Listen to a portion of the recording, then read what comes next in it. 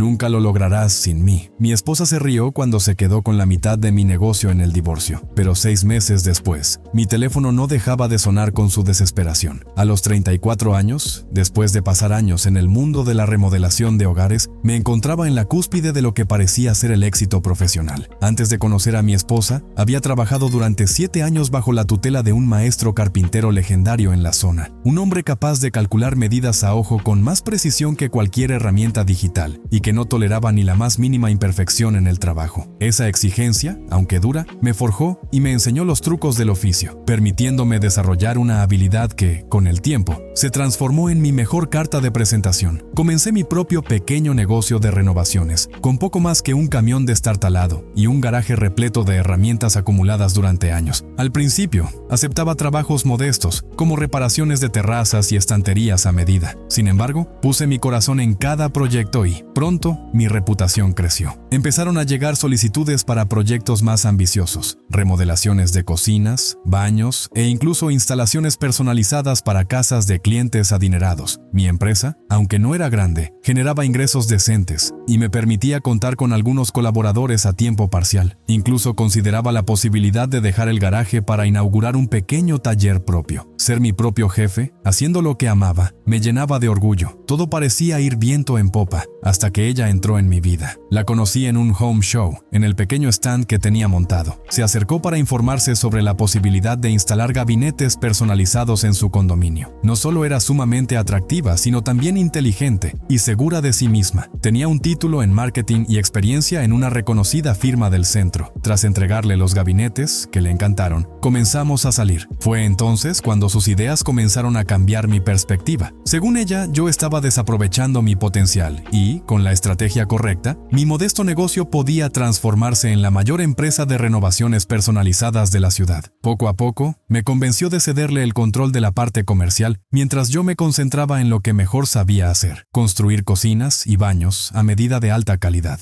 Al principio, su rol era auxiliar, ayudando con el papeleo y las agendas, pero, con el tiempo, renunció a su empleo para dedicarse a mi negocio a tiempo completo. Rediseñó el logo, creó un sitio web elegante y lanzó campañas en redes sociales. Cuando nos casamos un año después, decidí poner su nombre en la empresa, creyendo que éramos socios en la vida y en el trabajo. No obstante, desde el inicio comenzaron a notarse las diferencias. Ella siempre hablaba de nuestro futuro en términos de dinero y estatus, mientras yo valoraba la calidad del trabajo y las relaciones con los clientes. Aún así, me dejé llevar por la emoción de tener a alguien que creyera tanto en mis capacidades. Pronto nos mudamos a una casa más grande, contratamos empleados a tiempo completo y rebrandeamos la compañía con un nombre de alto nivel para atraer a clientes exclusivos. Los primeros años del matrimonio transcurrieron con cierto éxito. Trabajábamos arduamente entre semana, disfrutábamos los fines de semana y hasta nos tomábamos unas vacaciones decentes. Pero con el tiempo, las grietas comenzaron a hacerse evidentes. Ella se molestaba si aceptaba trabajos pequeños para clientes antiguos, que aunque leales, no generaban suficientes ganancias. Me presionaba para trabajar más rápido y asumir más proyectos, sacrificando la calidad en aras de la cantidad, algo que iba en contra de todo en lo que creía. Además, empezó a frecuentar círculos de un club campestre, donde los clientes eran miembros de la alta sociedad, que trataban a los contratistas como simples sirvientes. Mientras ella se integraba perfectamente en ese ambiente, yo me sentía cada vez más incómodo. Para el tercer año de matrimonio, el negocio se había expandido. Contábamos con un equipo de 7 empleados, un portafolio repleto de proyectos exclusivos y más trabajo del que podíamos manejar. Sin embargo, yo trabajaba jornadas de 70 horas a la semana, estresado por los plazos y perdiendo la oportunidad de dedicarme a los detalles de la carpintería que tanto amaba. Mi labor se había reducido a gestionar equipos y apagar incendios, mientras ella se convertía en la imagen de la empresa, atendiendo reuniones con clientes, realizando presupuestos generalmente bajos y asumiendo promesas que luego tenía que cumplir. Llegué a sentirme como un empleado en mi propia compañía. Cada vez que planteaba inquietudes sobre la sobrecarga laboral o el deterioro de la calidad, ella me tachaba de inseguro y me decía: así se hace crecer un negocio de verdad, hay que pensar en grande. Recuerdo el día en que comprendí que las cosas se habían desviado irremediablemente. Uno de mis clientes más antiguos, un profesor jubilado a quien le había construido una terraza en mis inicios, llamó para pedirme un librero personalizado para su estudio. Acordé realizarlo sin costo en agradecimiento por todas las referencias que me había brindado a lo largo de los años. años, ya que vivía con un ingreso fijo. Cuando mi esposa se enteró, me llamó idiota por trabajar gratis y afirmó que no éramos una organización benéfica. Ese fue el punto de inflexión para ella. El negocio se trataba únicamente de estatus y dinero, mientras que para mí siempre había sido cuestión de oficio y relaciones humanas. Sin embargo, la maraña financiera, legal y personal en la que estábamos inmersos me impidió ver una salida clara, y opté por mantenerme enfocado en el trabajo, tratando de sostener mis estándares a la par de sus exigencias. Es innegable que, con ella al mando de la parte comercial, el negocio creció. Comenzamos a ganar más dinero y pude centrarme en mi oficio. Asumimos proyectos aún más grandes, como la creación de una biblioteca personalizada y la remodelación de una mansión, un tipo de trabajo que siempre había soñado realizar. Nuestra cuenta de Instagram se llenaba de impresionantes fotos del antes y después, e incluso fuimos destacados en una revista local del sector. En papel, todo parecía ir de maravilla. Nos mudamos a una casa aún mejor, ubicada en un barrio con asociación de propietarios, algo que, a pesar de mi desagrado, acepté. Mi esposa se hizo con un SUV de lujo, yo renové mi flota de camiones de trabajo y comenzamos a acumular ahorros. La salud financiera de la empresa nunca había sido tan sólida. Sin embargo, el precio del éxito se hizo notar. A pesar de las 80 horas semanales, la calidad empezó a decaer, lo cual me carcomía por dentro. A menudo me quedaba después del horario laboral corrigiendo errores porque mi nombre estaba en la empresa y jamás aceptaría entregar un trabajo deficiente. Mientras tanto, mi esposa pasaba cada vez más tiempo en reuniones, trabajando codo a codo con clientes. Regresaba de decenas de negocios siempre impecable y con el aroma de perfumes caros. Las discusiones se hicieron frecuentes, centradas en el rumbo del negocio, el dinero y la dirección que habíamos tomado. Cada vez que intentaba conversar sobre ello, me acusaba de inseguridad, insistiendo en que ese tipo de socialización era vital para mantener y ampliar la cartera de clientes de alto nivel. La situación alcanzó otro punto crítico con la llegada de un nuevo cliente, un adinerado promotor inmobiliario al que, sin pelos en la lengua, me referiré como Rich el presumido. Había adquirido una enorme propiedad junto al lago y buscaba una renovación completa con un diseño a medida en el que el dinero no fuera un problema. Se trataba de un proyecto soñado, uno de esos que solo se presentan una vez en la vida. Mi esposa estaba especialmente entusiasmada con este contrato, convencida de que, si lo lográbamos, podríamos expandir nuestro negocio hasta desarrollar comunidades enteras. Obtuvimos el proyecto y, de repente, ella pasó a dedicarle incontables horas, visitas al sitio, selección de materiales, reuniones de avance. Yo, por mi parte, me ocupaba de la gestión y la ejecución del trabajo en sí, apenas pudiendo seguir el ritmo de los acontecimientos. El proyecto era extraordinariamente complejo, una cocina personalizada con materiales importados, instalaciones a medida en toda la casa y, como colofón, una bodega con un sistema de estanterías tan intrincado que fue fruto de mi propio diseño. A pesar de los plazos tremendos, el resultado final llegó a ser realmente impresionante. Estaba profundamente orgulloso de lo que había construido, de la calidad y el detalle en cada proyecto. Sin embargo, siempre aparecía ese cliente, al que por desdén llamaba Rich, en el sitio de trabajo. Se paseaba haciendo preguntas y ofreciendo sugerencias que, de haberlas seguido, habrían arruinado el diseño. Solía atribuirlo al tipo de cliente que, aunque molesto, intenta involucrarse en cada detalle. Lo que empezó a parecer extraño fue notar cómo, en ocasiones, mi esposa y Rich desaparecían juntos para realizar consultas de materiales que se extendían por horas. Todo transcurría con naturalidad hasta que, un día, en plena cena, mi esposa se levantó precipitadamente, alegando que tenía una reunión urgente con un cliente. Supuestamente, Rich tenía un problema con el diseño del baño principal que no podía esperar hasta la mañana. En medio del caos, olvidó su tablet en la cocina. No pretendía husmear, pero justo cuando estaba cargando el lavavajillas, apareció en la pantalla una notificación de mensaje procedente del mismísimo Rich. Lo que leí no tenía nada que ver con los azulejos del baño. Era un mensaje explícito en el que detallaba sin tapujos cómo había pasado la tarde en su cabaña junto al lago y lo que planeaban para su siguiente encuentro. Contenía descripciones sobre cómo no podía esperar a saborearla de nuevo y lo excitante que resultaba compararla con su propia esposa. Sentí como si un caballo me hubiera dado una patada en el pecho. Al principio, pensé que debía tratarse de un malentendido, de una broma o algún error.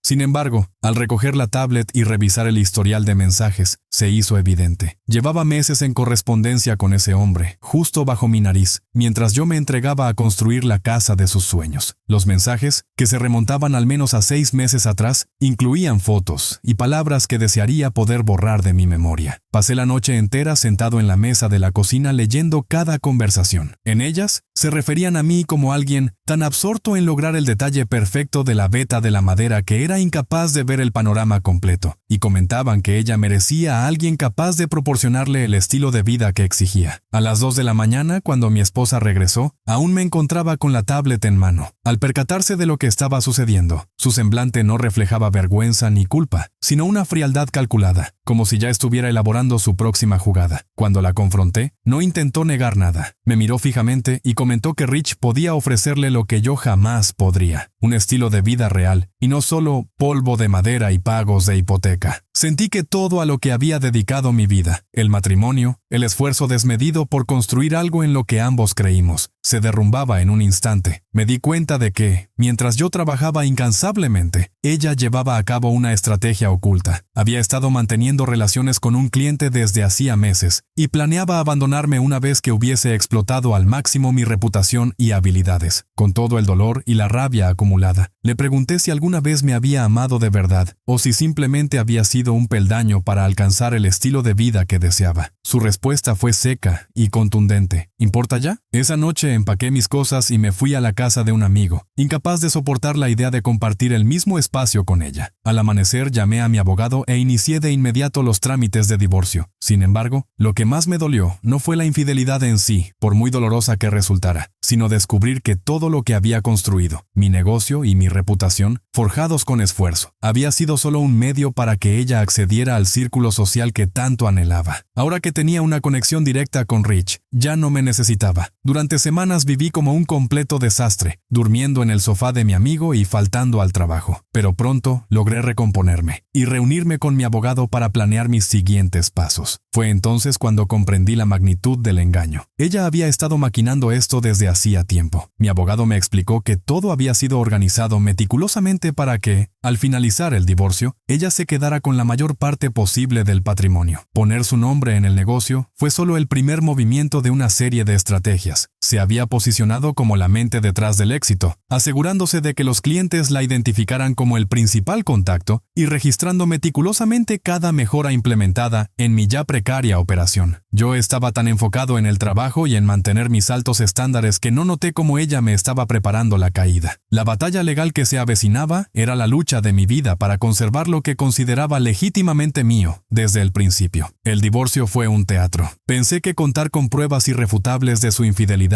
simplificaría el proceso, pero me equivoqué. En nuestro estado, la infidelidad apenas pesa a la hora de dividir los bienes. Lo que importa es quién aportó qué a la propiedad conyugal. Y ahí se encontraba mi negocio. Desde el primer instante, mi abogado me advirtió que la situación no pintaba bien. Todos esos contratos con clientes estaban a nombre de ambos. La cuenta empresarial llevaba las firmas de los dos, y ella contaba con registros de cada estrategia de marketing que implementó, así como con los aumentos de ingresos que le siguieron. En el papel, parecía que ella había transformado mi modesta empresa en una compañía exitosa. Traté de argumentar que los clientes acudían a nosotros por mi maestría artesanal, mi reputación por el trabajo de calidad y mis años de experiencia, que la página web y las redes sociales solo habían dado a conocer nuestro trabajo, pero que la habilidad y el talento provenían exclusivamente de mí. Sin embargo, el tribunal no veía la realidad de esa manera. El abogado de ella, un tipo elegante con un traje que parecía haber costado más de lo que yo pagué por mi primer camión, me trató desde el primer encuentro como a un ingenuo afortunado. Pintó a mi ex como la genio detrás del éxito que ambos compartíamos. Presentaron una serie de gráficos y presentaciones en PowerPoint que mostraban los ingresos antes y después de que ella se involucrara en el negocio, testimonios de clientes satisfechos y fotos suyas en eventos de networking, lo que daba la impresión de que yo solo era la fuerza bruta y ella la mente estratégica. Incluso cuando mi abogado presentó evidencia de que había construido el negocio desde cero, el de ella insistió en que mi empresa era una operación a pequeña escala, hasta que su visión estratégica la transformó en una empresa legítima. Llegó incluso a insinuar que, sin su experiencia en marketing, yo seguiría trabajando en un garaje, realizando trabajos esporádicos para los vecinos. Mientras tanto, ella cumplía su rol a la perfección. Se presentaba de manera conservadora y profesional, exponiéndose como una socia de negocios diligente y sorprendida por mi reacción emocional ante su supuesta indiscreción. haciendo parecer que aquel desliz había sido un error aislado por el que yo estaba exagerando. La parte más dolorosa fue ver cómo antiguos clientes con quienes había trabajado durante años se pronunciaban en su favor. Personas a quienes había entregado mi sudor y esfuerzo en cada proyecto, ahora afirmaban que siempre habían tratado directamente con ella, alabando su capacidad para guiar sus decisiones de diseño, e insinuando que yo era solo un trabajador más, prescindible y sin la habilidad necesaria. Además, los registros contables no ayudaban a mi caso. Cada correo, cada factura y cada contrato destacaban su participación como contacto principal, haciendo ver que ella manejaba todos los aspectos cruciales del negocio, mientras yo me limitaba a mover el martillo. Tras semanas de ardua disputa legal, mi abogado se me acercó con gran pesar y me explicó que la situación se estaba complicando. Según él, ella se había consolidado como gerente de relaciones con clientes, desarrolladora de negocios y responsable de la imagen de la empresa. Mi única opción era llegar a un acuerdo y ceder la mitad de mi negocio. Me costó aceptar que, pese a todo mi esfuerzo, lo mejor era obtener la mitad antes que perderlo todo. La advertencia era clara. Seguir peleando implicaría gastos legales crecientes y la posibilidad de perder el control mayoritario de la compañía. A regañadientes y contra cada grito interno, acepté llegar a un acuerdo. Las condiciones fueron despiadadas. Ella obtuvo el 50% de mi empresa, el mismo negocio que yo había fundado antes incluso de conocerla, el que había edificado con mis propias manos, cliente a cliente, proyecto a proyecto. Ahora, a pesar de no haber contribuido en absoluto a los cimientos, se convertía en dueña de la mitad de todo. El día en que se formalizó el acuerdo en el juzgado fue, sin duda, uno de los momentos más oscuros de mi vida. Allí firmé sin remedio, cediendo la mitad de todo por lo que había trabajado, mientras ella me observaba con una sonrisa de satisfacción implacable. Durante la audiencia, casi sentí ganas de voltear la mesa y decirle a la jueza exactamente qué clase de mujer manipuladora y cazadora de oro era. Sin embargo, logré mantener la compostura. Apenas salimos del juzgado, ella no pudo evitar hacer un último comentario punzante. «Nunca lo lograrás sin mí», dijo riendo, lo justo para que yo lo oyera, mientras su abogado asentía como si fuera un subordinado, agregando que pronto vería mi fracaso. Guardé silencio, pero por dentro ya estaba trazando mi siguiente movimiento. Creyeran lo que quisieran. Pensaban que me habían derrotado, pero no soy de los que se rinden fácilmente, especialmente cuando se trata de negocios. Esos primeros días tras el divorcio fueron realmente duros, no voy a negarlo. Vivía en un pequeño apartamento, durmiendo sobre un colchón en el suelo, ya que ella se quedó con la mayor parte de nuestros muebles. Cada día me dirigía al taller para enfocarme en los proyectos que aún teníamos en marcha, pero su presencia constante, revisando y cuestionando cada decisión mía respecto a materiales y técnicas que yo había perfeccionado mucho antes de que ella pudiera distinguir una sierra de calar de una circular, hacía difícil concentrarme. Los muchachos de mi equipo, que habían trabajado conmigo durante años y conocían mis altos estándares, notaron rápidamente la tensión en el ambiente. De repente, existía una dinámica extraña. Ella se comportaba como si fuera la jefa, contradiciendo mis instrucciones y acelerando los plazos. Algunos incluso se acercaron para preguntarme qué demonios estaba pasando. Simplemente respondí que la empresa se estaba reestructurando y que tuvieran paciencia. Lo que más me dolió fue verla pavonearse en eventos con ese amigo rico sin tratar de ocultar su relación. Iban juntos a revisar el progreso de la renovación de su casa, un proyecto que yo seguía adelante por puro orgullo profesional, pues no podía abandonarlo a medio camino. Mientras yo instalaba gabinetes o remataba detalles, se escuchaban risas y comentarios a mis espaldas. Un día la escuché preguntarle a él cuándo se libraría de mí, el carpintero, para poder llevar la empresa al siguiente nivel. Fue entonces cuando comprendí. No solo planeaban sacarme de mi propia compañía, sino que querían transformarla en algo completamente distinto, con su dinero y su imagen, sin incluir mi artesanía ni mis valores. Aquella noche, en mi modesto apartamento, medité sobre mis opciones. Luchar nuevamente en tribunales parecía una batalla perdida. Comprar su parte para obligarla a ceder tampoco era viable. Abandonar la empresa significaría renunciar a mi reputación y a mi trabajo. Fue entonces cuando se me ocurrió que no necesitaba luchar por el control. Bastaba con dejarla que se hundiera mientras yo construía algo mejor, algo que fuera únicamente mío, sin depender del dinero del amigo rico. Aunque no podía competir de forma directa por las cláusulas del acuerdo de divorcio, existían otras maneras de aplicar mis habilidades y ofrecer servicios sin contravenir lo estipulado. Con cautela, de forma meticulosa y paciente, empecé a trazar mi plan. Sentí por primera vez, desde antes del divorcio, una mezcla de esperanza y una oscura satisfacción al pensar en lo que estaba por suceder. Ella creía haber ganado, sin imaginar lo que le esperaba. Esa misma noche dormí profundamente, imaginando su cara de asombro cuando se diera cuenta de que, al intentar hundir la empresa, se estaba dirigiendo hacia su propia ruina, mientras yo levantaba algo nuevo y superior justo bajo sus narices. Una semana después de que se finalizara el divorcio, recibí una llamada suya con tono excesivamente profesional. Me solicitaba una reunión de estrategia para discutir el futuro de la empresa, como si fuésemos socios de negocios. Me pidió reunirme en el lujoso penthouse de ese amigo rico en el centro de la ciudad, el mismo cliente con quien ella mantenía relaciones a mis espaldas. La audacia y la hipocresía de la situación me hicieron pensar en decirle que se encargara sola, pero mi abogado me aconsejó mantener la calma para no darle argumentos que pudieran ser utilizados en mi contra en el futuro. Así que me puse la mejor ropa que tenía y conduje mi camión de trabajo hasta ese rascacielos, sintiéndome completamente fuera de lugar entre los BMW y Mercedes en el estacionamiento. El penthouse no defraudó. Ventanales de piso a techo ofrecían una vista panorámica de la ciudad, obras de arte moderno probablemente más costosas que mi salario anual, y muebles elegantes, aunque sumamente incómodos. Allí, ella me recibió con un atuendo de diseñador que jamás había visto, con el cabello y el maquillaje impecables, como si se preparara para una sesión de fotos, y no para una reunión de negocios. Mientras tanto, el amigo rico se reclinaba con soltura, hablando de marketing y finanzas, repartiendo las ganancias después de descontar una tarifa de gestión del 15%. Además, se suponía que debía dejar de lado mis otros compromisos para atender a los clientes prioritarios de su amigo y sus conocidos, quienes esperaban un servicio exclusivo. Con tono condescendiente, ella me explicaba, como si yo fuera incapaz de entender los entresijos del servicio al cliente, usando frases vacías sobre cómo la buena dirección marca la diferencia, y que los artesanos como yo eran fácilmente reemplazables. Me quedé en silencio mientras me presentaban un plan que incluía expandir la empresa a múltiples ciudades, contratar equipos de carpinteros que trabajarían bajo mi supervisión sin tratar directamente con los clientes, e incluso abrir una sala de exposición en la zona más exclusiva de la ciudad. El amigo rico llegó a mencionar que tenía capital de inversión listo para escalar el negocio a cambio de una participación en las ganancias. Ya habían decidido un nuevo nombre, un nuevo logo y, en definitiva, querían borrar cualquier rastro de la empresa que yo había construido desde cero. Se notaba que esta toma de control llevaba meses gestándose, probablemente desde cuando ella aún pretendía ser mi esposa. Cuando terminaron la presentación, ambos me miraron con la expectativa de que aceptara su propuesta, como si me estuvieran haciendo un favor al permitirme seguir trabajando en lo que, en realidad, era mi empresa. Con la calma de quien ya había vivido demasiado, les respondí que cualquier nueva política sería revisada por mi abogado. Fue entonces cuando noté cómo sus rostros se endurecieron y la sonrisa falsa desapareció al instante. No compliques esto, me advirtió. Recuerda que, sin mis relaciones con los clientes, eres solo un tipo con herramientas en un taller. Esa noche, mientras conducía de regreso a mi solitario apartamento, tomé una decisión.